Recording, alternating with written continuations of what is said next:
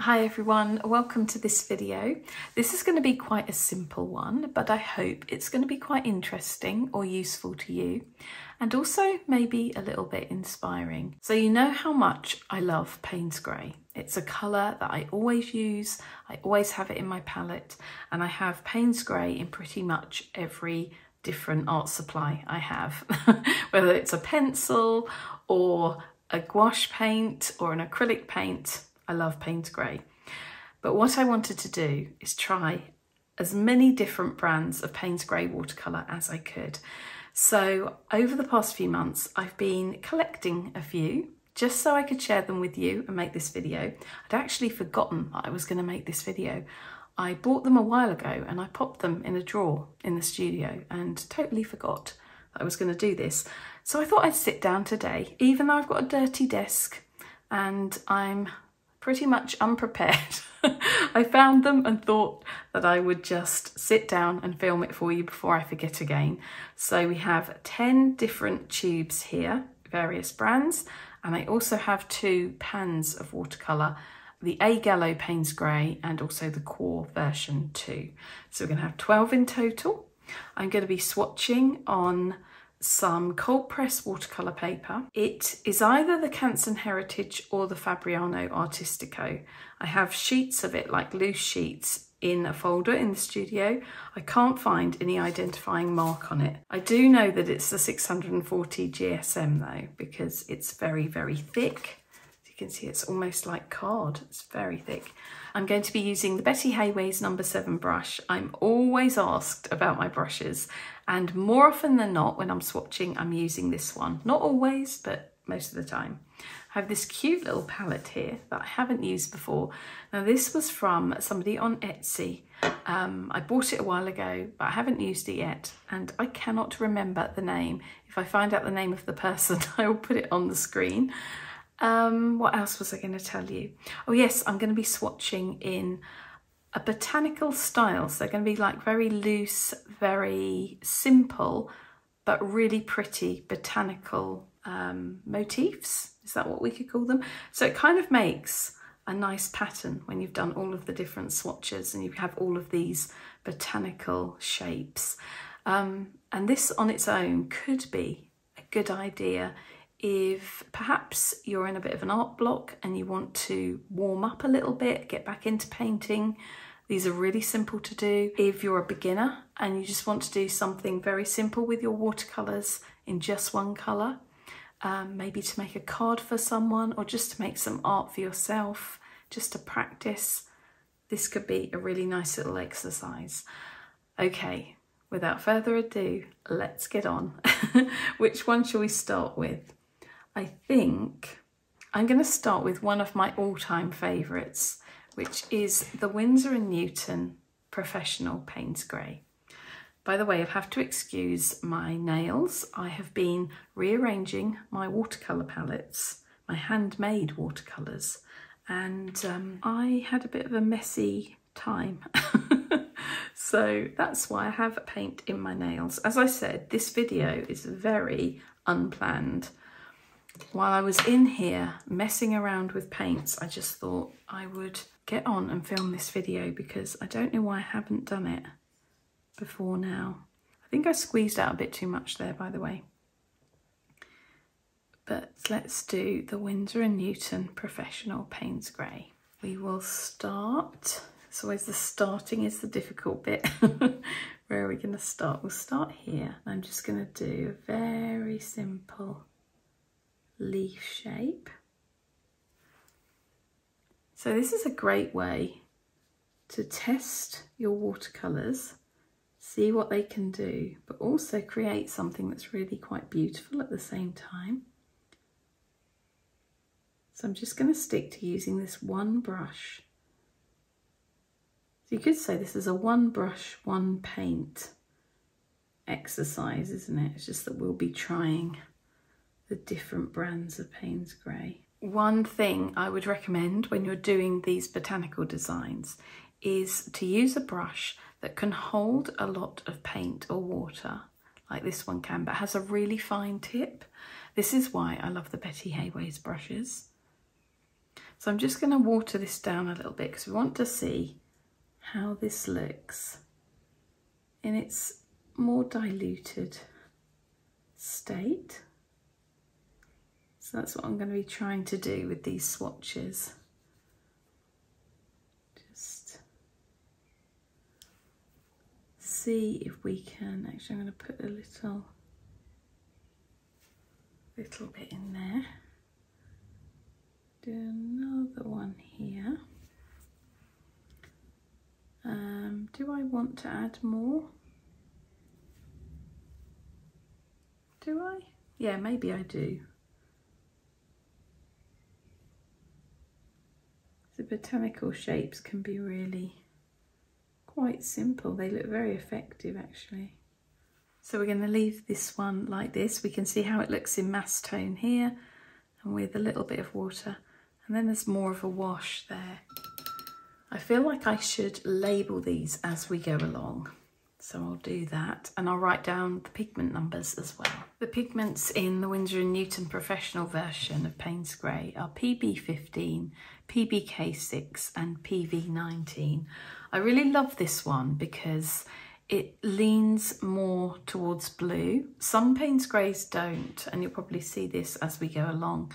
But this one is just like a really rich, gorgeous, dark blue. But I really love this one. It's a staple colour that I have in my palette. And so I would really recommend the Winsor & Newton version. I'm kind of excited to try. Some of these I haven't tried at all. Others I have used before. So I think the next one we'll go for, should we go for the Sennelier? Let's try the Sennelier Paynes Grey and see what that's like. Just pop a little bit of that on there. Thing with Paynes Grey is a little bit seems to go a very long way, which is always good. Right, let's try this one. So I'm gonna do more of a long stem here with lots of little leaves coming off. Oh, initially the Sennelier version looks, I would say this looks slightly darker, although I'm not sure. You see, you have to wait until they dry. This is another thing, because some Paynes Greys have a big drying shift. So I think what I'll do is I'll paint this. This is going to take me a little longer, this one. So I'm going to speed this up. I'll put some music on, and then I'll come back after I've painted this little stem.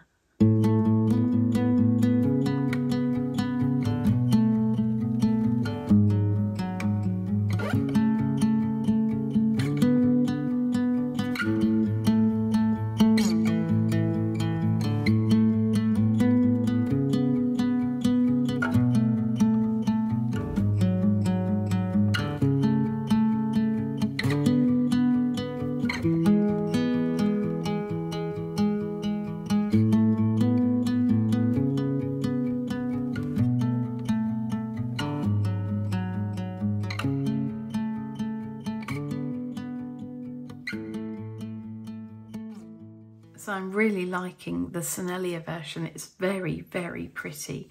It looks like it's going to be possibly slightly darker than the Winsor & Newton. And I would say, to my eye, this looks slightly more violet. It's a really, really nice Paynes Grey. So we have three pigments again, PV19, PB15-1 and PBK7. So they're almost the same as the Winsor & Newton. That also has PV19, a PB15 pigment, and it has PBK6 instead of 7. But yeah, both really pretty, and I would definitely use both in my work. Well, obviously, you know, I would use the Winsor & Newton because I've already said that. But yeah, I really love this Sennelier one. And I think I might be using that quite often from now onwards. I think the next one I'd like to try is the Royal Talens Rembrandt. So let's have a look at this version. So this was one I bought especially for making this video. I'm curious to see what this looks like. Oh, it looks really dark. Very rich and inky. Okay, so for this one we're going for slightly larger leaves again.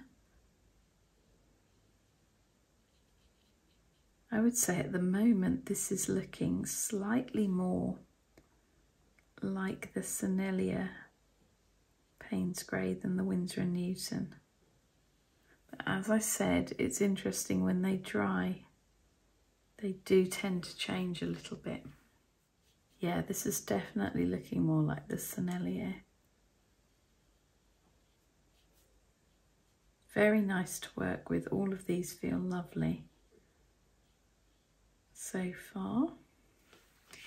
And I'll tell you if any of them don't. I will be honest about it. Let's just lift a little bit of that off.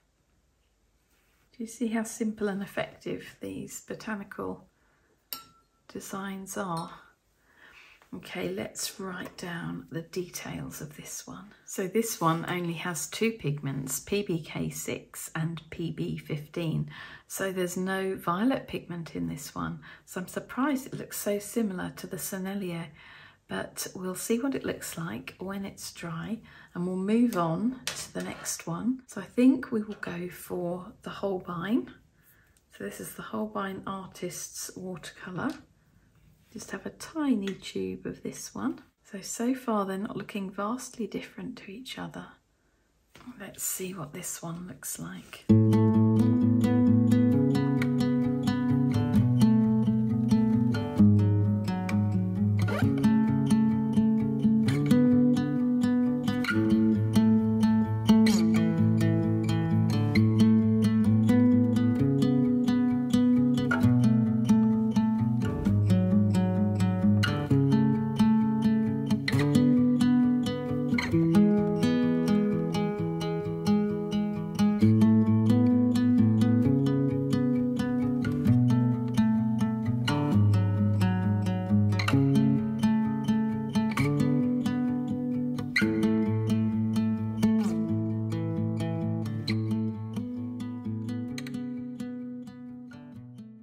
So the Holbein version also has three pigments, PBK6 again, PB15 again, that seems to be a consistent thing, PB15 in all of these. But this one has a red pigment, PR122.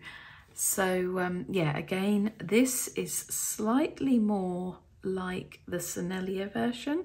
So I would say, actually now the Royal Talens is drying, it looks, I can really see that black pigment in there. I would say the most similar to each other are the Holbein Artists and the Sennelier. So next I'd like to try the Isero watercolour. This one looks to be a 3 pigment version too. So let's have a look and see what this one is like. I have some other Isero paints and I really like them. They do some quite unusual colours actually. So I'm interested to see how this Paynes Grey looks compared to the others. Now initially on the palette it's looking quite dark. It looks quite black actually, but we will see once it's swatched. I'd say this one is definitely more of a grey. There's not much blue in this. I mean, these are all very subtle differences from one to the other, so I'm hoping it comes across on camera. If it doesn't, at the moment, I will hold it up at the end when they're all completely dry and we'll have a really good look at them. So you'll be able to see them much better then. I just do a little leaf in there.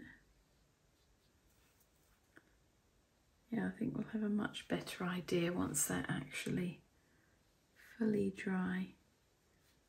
But I'm liking this. If you want one that doesn't look quite so blue, this one could be a good one for you. I like to turn my artwork when I'm working on it. I know some people don't, but I would advise that if you're finding it difficult to go in at a certain angle, turn the paper and it becomes much easier to control your brush.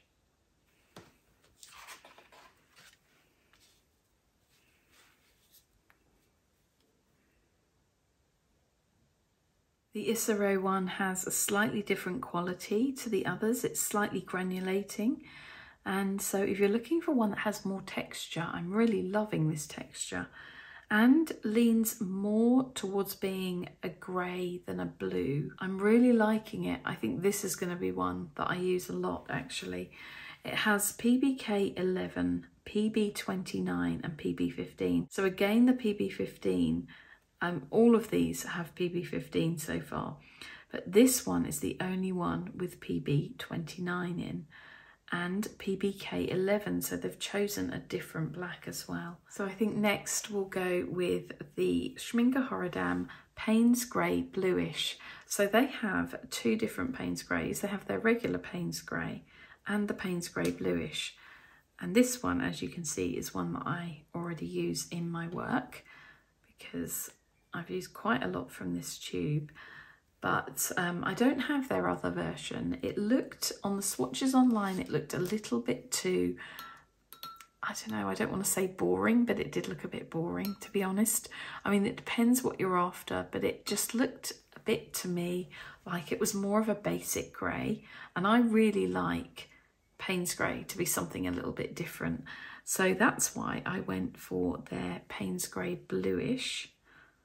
And as you can see, it's a really lovely inky blue. Let's see how it compares to the other ones. So how am I going to do this? I think with this one, I'm just going to, oh yeah, it's much bluer, isn't it? Look at that. Just going to do some really long leaves.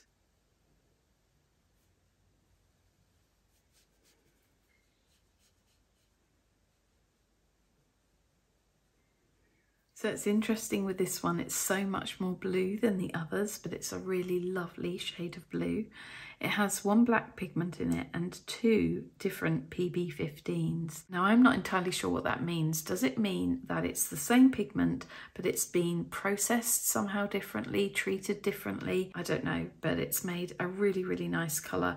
Although this one does seem to have quite a large drying shift. So it's much paler when it starts to dry than I think any of these really. We have a bit of a, is this called a cauliflower going on here? When you get this kind of running back into, I guess this part was too wet or something like that. Now some people don't like that in watercolour, but I quite like it. I think it adds another element of interest and it's just a little bit unexpected. I guess it depends on the look you're going for, but don't worry if you're doing something like this and you get these unexpected things happening, because I actually think it gives it character. So this is the only blocks paint I own, and I'm really curious to see how this looks and how it compares to the others. I seem to recall this one was quite expensive. I got all of these, I think all of these from Jackson's. I'm pretty sure I got all of them. It's quite a runny paint, this one. I don't know whether it just needs to be mixed in the tube a bit, but let's see what this is like.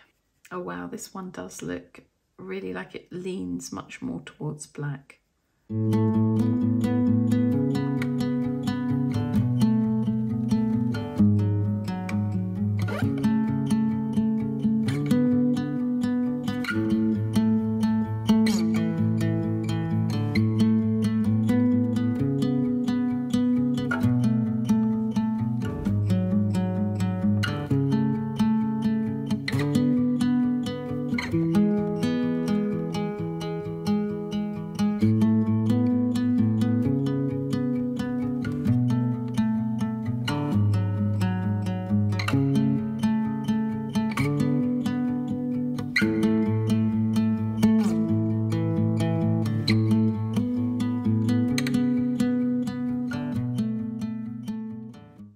Is interesting. It, like the Isero, looks like it's slightly granulating, and I think it's probably because it has that PB29 in it. And is PBK 11 a granulating pigment too?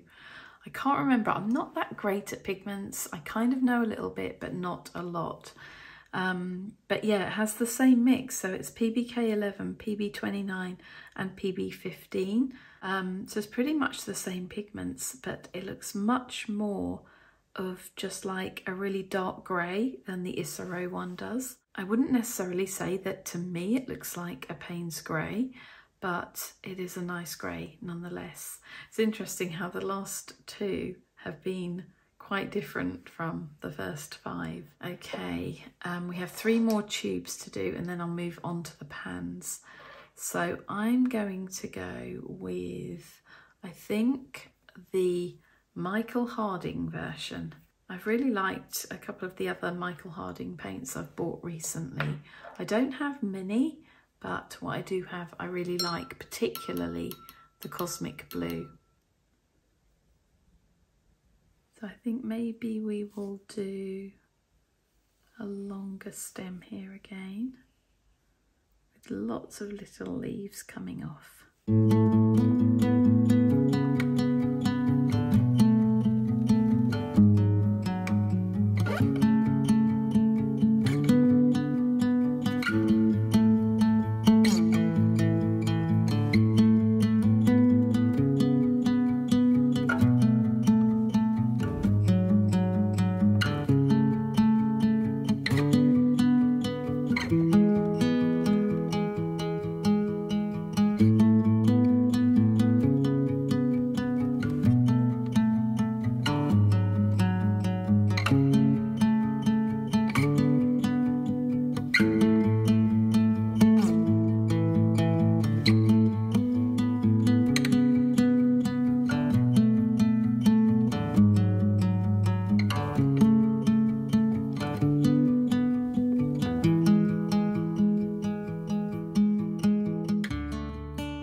So it's interesting with the Michael Harding one, it has 3 pigments, but it's the first one to include a yellow pigment. So it has PBK9, PB29 and PY42. So I think that's the first one to also have PBK9 in it, isn't it? Let me just check. Yes, it is. So again, this is a really lovely one. I can see some slight granulation in there. So if you want a bit more texture, that would be a really good one to go for. But also just the quality of the paint is just beautiful. And hopefully you'll be able to see that a bit better at the end when I bring it up closer. But I am loving this one. The next one, which is the Shinhan PWC Extra Fine Artist Watercolour. So this one I think was one of the cheaper ones. I have a couple of other Shinhan paints. I mainly use their gouache. I think this might be the first time I've used their watercolour. This will be interesting. Well, for a cheaper watercolour, it certainly feels very nice.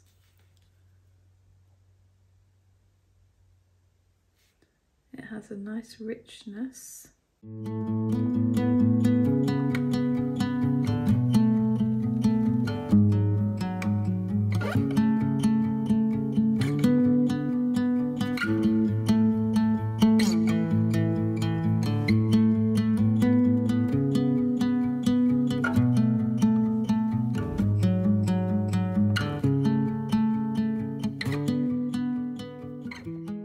The Shinhan is another interesting one because we're getting some granulation there by the look of it, and I would say it leans slightly more towards green, and that might be because of this pigment, the PBK31 perhaps, but it also has PB66, which none of the others do.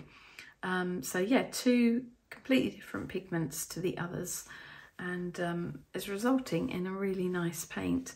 And I love the feel of this one, so I'll be interested to see how it looks when it's dry, because for a cheaper paint, I'm super impressed with that. So the last one we have in the tubes is the Daler Rowney Artists Watercolour. So this one I've had for a long time, and I've just really used it from the tube. I don't think I've ever put it in an actual palette. Is it the Daler Rowney gouache I have that looks just, I mean, it's Paynes Grey, but it just looks black to me. Okay, let's see what this looks like in comparison with the others. Yeah, this is a very dark one, a very rich colour. Wow, if you're after a dark Paynes grey, I think I've found it. They've all felt really nice to work with, actually. The way they're drying, I'm liking some more than others. And it's interesting how the price of the paint doesn't seem to affect the performance in this case, because we have some here that were really quite expensive, but I wouldn't say they were any better to paint with than the cheaper Shinhan one, which I think is probably good news for some of you. I mean, why buy more expensive paints when the cheaper ones seem to work just as well? I mean, I can't speak for all the other paints in their range, obviously. Just lift some of that off there. It's such a rich, deep colour that I'm actually finding it hard to do it in more of a wash.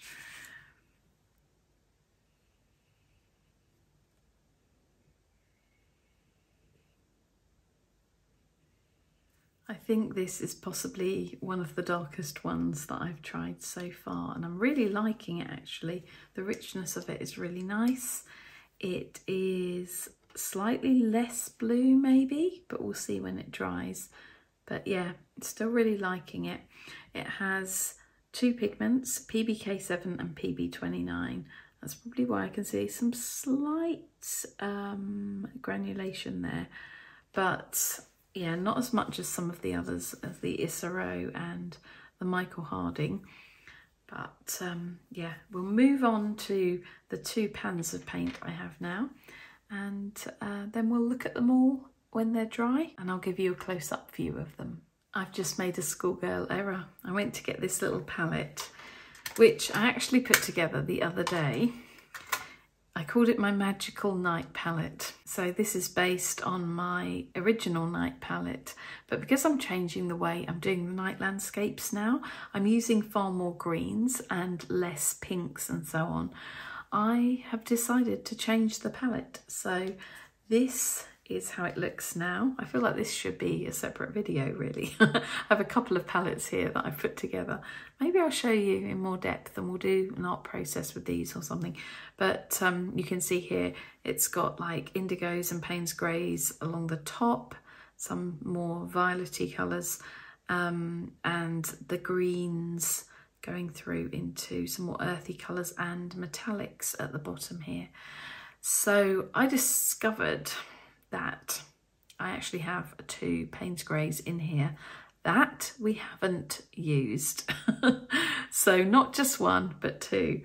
And I have another one in here. So we've got three to fit in this gap.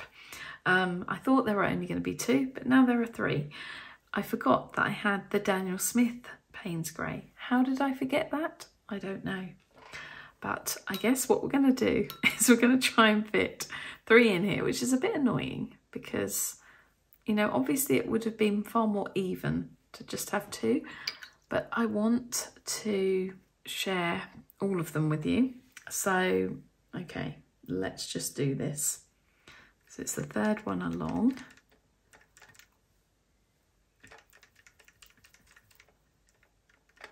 I just want to really get that wet to give it a fair chance. Okay, we're going to have to make these smaller, aren't we? Maybe I'll do one that goes into this gap here. We're getting an evening beam of sunlight coming in here now. I seem to film a lot of my videos late in the day. I always have so much to do during the day. And then I finally sit down and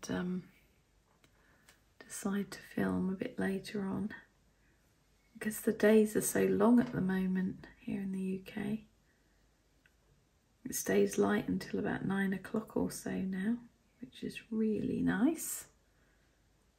Means I have a lot more painting time. Right, let's just water that down a little bit more. See, you can tell I didn't plan this video very well, can't you? I should have really checked my palettes, but I just assumed that I only had the core and the A Gallo. I'd totally forgotten about the Daniel Smith.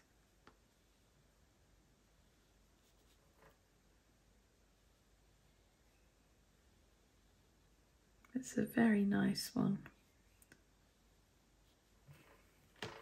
Okay, I'm going to leave that very simple. I'm not going to fuss with that. And as they're in the pan, I'm going to have to look up online the pigments and then I'll write them in afterwards before I show you them at the end.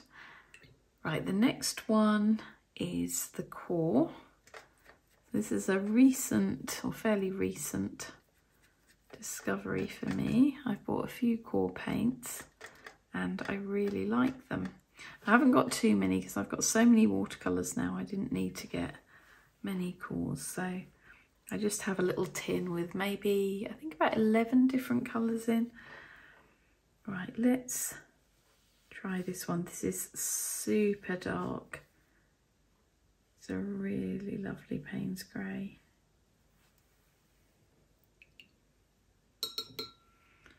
I'm just gonna just do that there.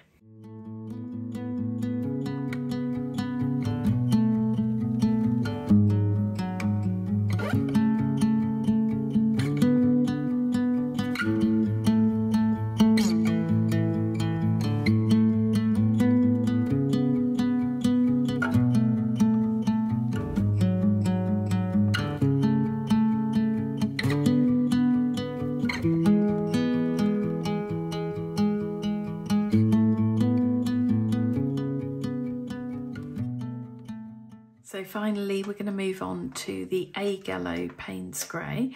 Now, I've put one of my A Gallo Paynes Greys in this watercolour palette. This contains only handmade watercolours.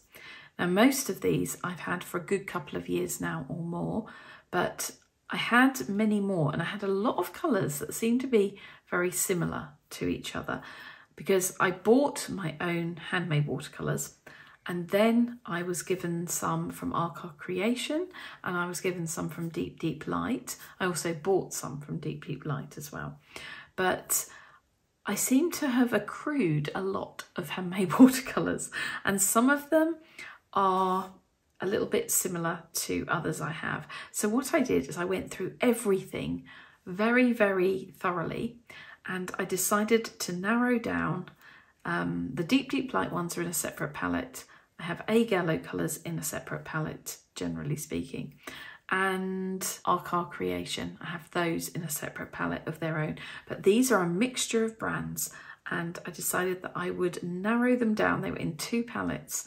And so I sold to my patrons the ones that I'm not using or that were too similar to other colours I had. And I have put the rest in here and I love this palette now. I'm so pleased with how this looks. I'm going to just move it in here a little bit so hopefully you can see it a little bit more clearly.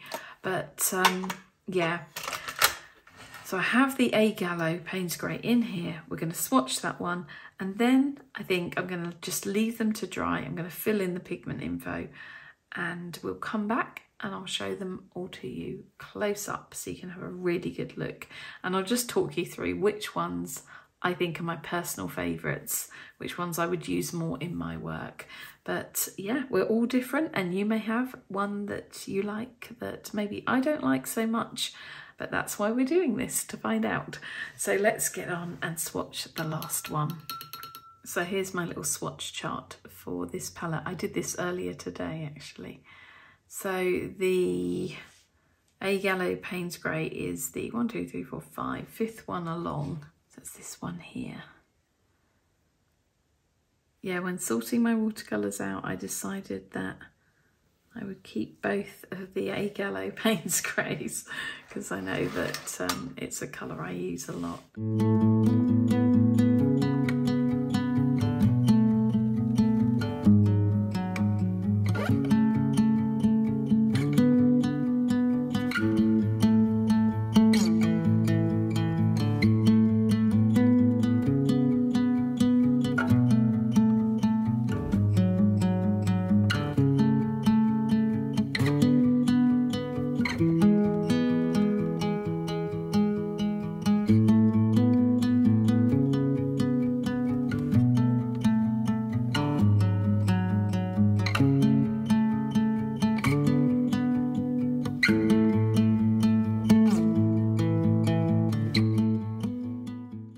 we go, all 13 Paynes Greys have been swatched, and I won't comment on the last 3 until I filled in the pigment info, but they're looking so nice. And this is such a fun way of swatching or warming up or just practicing your watercolour skills and your brush control and all of that. So I hope that some of you at least will swatch like this or use this as kind of like a warm up or something like that. But yeah, I'll go and find the pigment info and then we'll have a closer look at all of these once they're fully dry.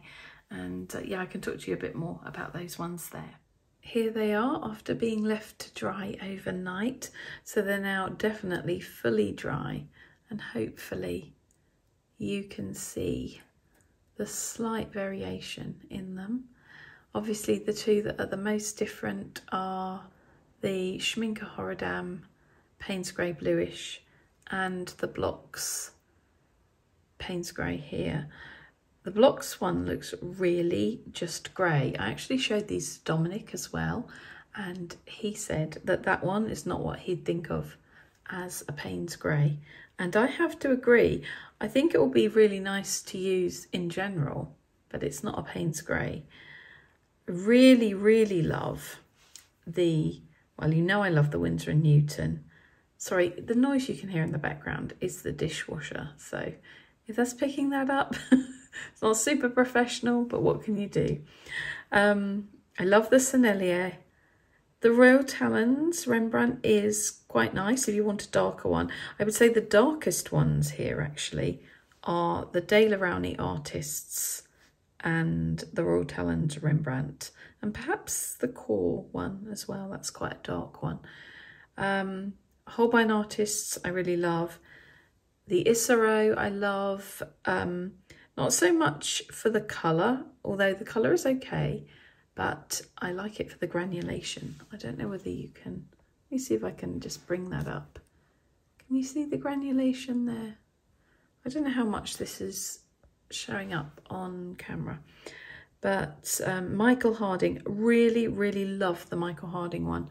Now that, let's focus that again, does have some really nice granulation going on. And I love the colour of it too. It was really nice to use as well. The A Gallo is one of my favourites anyway. Daniel Smith is nice. The Shinhan is slightly different. You might be able to see that, or maybe you won't. But I can tell you that it is a slightly, I want to say it's a slightly warmer colour than the others. I know that probably to most people, you're not going to see a huge amount of difference between these, but I'm sure that there are some of you out there who will be able to see the difference. And I can assure you that if you see them in real life, you can actually see quite a difference between some of them. If I had to choose a favourite, what would I choose? I don't think I could choose a favourite. I think it would be impossible for me to do so. These are all colours that I would use. I'm actually surprised at how light the Schminke Horadam Paynes Grey Bluish looks here. I think I could have done a much better swatch of that. I mean, I kind of like this run back or whatever you call it, with the, where it's done like a little cauliflower thing. But in general, I feel like I could have swatched it better. It also has a really big drying shift. Goes a lot paler. It fades quite a bit. If I had to choose, what would I choose? I'm really impressed with the Sennelier. You know I like the Winsor & Newton Professional anyway. Really love the Michael Harding. The Isero I like for the texture. The Shinhan I really like for the colour, because I think that's a bit more unusual. A Gallo is one of my favourites anyway, but they're all good. I hope that you found one there that you like and that you might want to add to your palette. Let me know which one you prefer out of all of these. And also, what else do I say at the end? Please give the video a thumbs up if you enjoyed it. And if you haven't subscribed to my channel yet, please consider subscribing. It's obviously free and it actually really helps me out here on YouTube, helps my videos to reach a wider audience, and just shows that you're kind of supporting the channel and yeah, that you're a member of our community, and it's lovely to have you if you decide to do that. But anyway, thank you for watching. I always struggle with this end bit. Thank you all for watching, whether you're subscribed or not. If you are subscribed, thank you so much. You can also check out my Patreon. I do extra videos for my patrons each month. I do 3 extra videos, and they are sometimes a lot more in depth. They're a bit longer. I do all sorts of things, from painting process to tutorials to sketchbook videos, so sort of draw along with me kind of videos. What else do I do? Experimenting with new art supplies, layering textures, all of that kind of stuff. It's kind of like a slightly more in-depth version of my YouTube channel with a bit more emphasis on process, but I'm trying to share a bit more process on YouTube too. Okay, I'm rambling. I'm going to go now, everyone. Take care. Have a lovely day wherever you are, and I'll see you again soon in the next video.